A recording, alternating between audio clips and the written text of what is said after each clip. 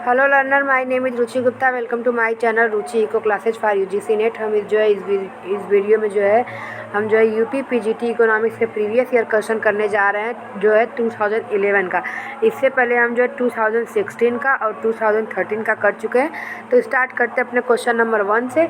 If slope of demand curve is less than the slope of supply curve, तो हमारा nature of equilibrium will be, तो ये dynamic होगा, क्योंकि stable होगा नहीं। जब हमारा डिमांड कर्व सप्लाई को ऊपर से कट करता है तो ये स्टेबल होता है, अनस्टेबल जब ये नीचे से कट करता है। यहाँ पे ये डायनामिक होगा। Next, the correct statement among the following is, तो due to increase in income हमारा डिमांड इंक्रीज हो जाता है। नेक्स्ट क्वेश्चन चलते हैं। At the point of satiety marginal utility will be, तो जहाँ पे हमारा सटाइटी हम किसको कहते हैं, जहाँ पे हमारा मार्जिनल यूटिलिटी जीरो होता है, उस पॉइंट को हम at the point of satiety बोलते हैं। ठीक, तो यहाँ पे जीरो हो जाएगा। Next, a consumer will be equilibrium when, तो M U X upon M U I equals to P X upon P U I, ये हमारा वन कमोडिटी कंज्यूमर इक्विलिब्रियम है। Gossen first law is popular है, तो law of marginal utility के नाम से जाना जाता है ये law of diminishing marginal utility, जिसे मार्शल ने दिया है। Revealed preference theory is related to, तो स्ट्रॉन्ग ऑर्डरिंग से रिलेटेड है। ये कंज्यूमर बिहेवियर से रिलेटेड है, इसे सैमुअल्सन ने दिया है, तो all of the above answer हो जाएगा। In case of complementary good shape of indifference curve, तो यल शेप्ड हमारा कर्व होता है, यल शेप्ड होता है। ठीक, तो यल शेप्ड वाला मैंने आपको बता दिया। ये हमारा कौन सा ऑप्शन होगा, ऑप्शन यहाँ पे एल शेप्ड का कोई नहीं दिया हुआ है, डिक्लाइनिंग स्ट्रेट लाइन ऐसे दिया हुआ है, और फिर यहाँ पे अगेन ये दिया हुआ है नीचे से ऊपर ऐसे। तो यहाँ पे कहने का मतलब ये कॉन्वेक्स कॉम्प्लीमेंट्री हमारा यल शेप्ड कर्व होता है। ठीक, और यहाँ पे कोई भी ऑप्शन नहीं है। Under Slutsky substitution effect consumer remain on same indifference curve, consumer moves on a higher indifference curve, क्योंकि वो एबव वाले हायर जो दोबारा वहाँ से कि उसमें हम जाते हैं, इस तरीके से करने के बाद ये दोबारा जाता है, तो ये वाले हायर इंडिफरेंस कर्व पे ये चला जाता है, क्योंकि या तो इस पे होगा या तो इससे ऊपर जाएगा। तो ये अपने कि जो लॉस हुआ होता है उसको फुलफिल करने के लिए इस वाले हायर इंडिफरेंस कर्व पे जाता है। नेक्स्ट, एंजल कर्व एक्सप्रेस, तो ये हमारा इनकम कंजप्शन कर्व को बताता है। नेक्स्ट क्वेश्चन चलते हैं। On demand curve moving from above to below, यानी इस तरह यहाँ से ऐसे, यहाँ से इन्फिनिटी होता है, यहाँ पे हमारा जीरो होता है, यहाँ पे 1 होता है, ग्रेटर लेस देन, तो इलास्टिसिटी ऑफ डिमांड, तो ये हमारा घटता जाता है। ठीक, next, in case of substitute good elasticity of demand is, तो पॉजिटिव होता है, कॉम्प्लीमेंट्री में निगेटिव होता है। Concept of consumer surplus is based on the assumption of law of diminishing utility, तो ये लॉ ऑफ डिमिनिशिंग यूटिलिटी और constant marginal utility दोनों पे डिपेंड करता है। नेक्स्ट क्वेश्चन है हमारा। इन the case of necessity good consumer surplus is, तो ये हमारा होता है अनसर्टेन होता है, और जब हमारा लग्जरियस होता है तो वहाँ पे हमारा इन्फिनिटी होता है, और जीरो हमारा हमारा उसका मुझे याद नहीं आ रहा है, मैं वो आपको बाद में बता दूंगी। नेक्स्ट चलते हैं। Production means production of good, production of services, creation of utility, तो यहाँ पे प्रोडक्शन ऑफ गुड हो जाएगा। In the case of long run production function some factor remain variable, some factor remain fix, ये गलत है, क्योंकि लॉन्ग रन में कोई भी फिक्स नहीं होता, all factor remain variable. Next, technological limit is of production is expressed by ridge line. Next, for the Cobb Douglas production function elasticity of substitution is equals to 1 होता है। इसमें हिंदी और English दोनों ऑप्शन है, तो आप अपने कंफर्टेबल के हिसाब से आप देख सकते हैं।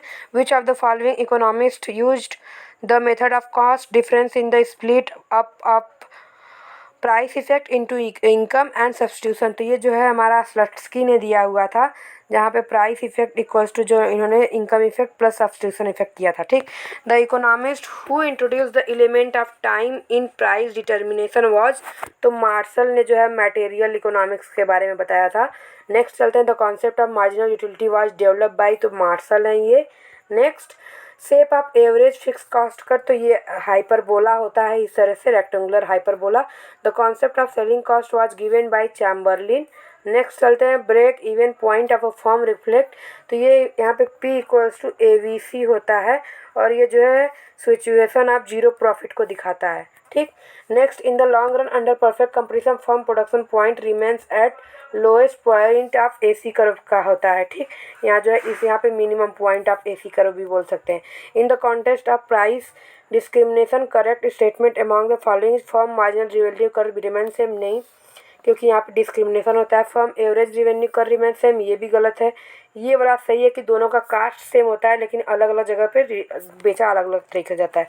Monopoly power can be measure by, तो ये हो जाएगा P minus MC by P, यानी हमारे प्राइस है जो मार्जिनल कास्ट के डिफरेंस के से जो है होता है, ठीक। Under monopolistic competition elasticity of demand curve of a firm is, तो ये हमारा जो है less than the elasticity of market demand curve होता है, जो है कि मार्केट डिमांड कर्व हमारा जो ये होता है इसकी इलास्टिसिटी 1 होती है और मोनोपोलिस्टिक की जो है हमारी कम होती है। Which of the following is not the characteristics of oligopoly, ये कैरेक्टरिस्टिक्स है और हमारा जो है मोनोपोली एलिमेंट रहता ही है, ये वाला नहीं है, सर्टेनिटी नहीं है, ठीक। तो आंसर सी हो जाएगा। Next question, when in a factor market there exists only on buyer of factor of production then this situation is called, तो मोनोपोली में ऐसा नहीं होता है। Factor there only on buyer, यानी जो है केवल एक कंज्यूमर होता है। जब एक कंज्यूमर होता है तो मोनोफानी होता है यानी सिंगल बायर, ठीक। और जब सिंगल सेलर होता है तो मोनोपोली होता है। वेज ऑफर कर reflect offer wage rate for work combination between work and leisure, offered work at prevailing wage rate, all of the above.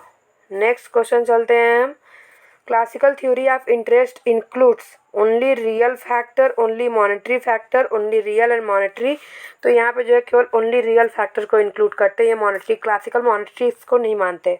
In the context of interest determination correct statement among the following is, तो classical theory includes only monetary factor, ये गलत है। Modern theory includes only real factor, ये भी गलत है।